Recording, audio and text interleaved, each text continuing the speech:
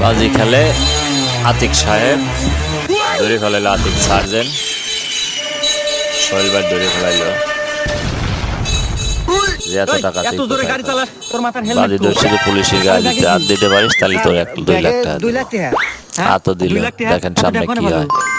Sir আমি তো বাজি খেলি, থাপ্পড়ও দিল 2 লাখ পুলিশে। টাকা কামাই করছি স্যার। চাইলে আপনি বাজি খেলতে পারেন, খেলে লাখ টাকা কামাই করতে পারেন। আমি হলো পুলিশ, আমি বাজি টাজি খেললাম। পরের দিনকে আবার ভাইবে আসতেছে, দেখেন, বাজি দিতে সেভাবে পারলে বলে 1 দিলে লাখ দেখেন, টাকা। চিন্তা করে দেখেন কি কুড়া দিতেছে।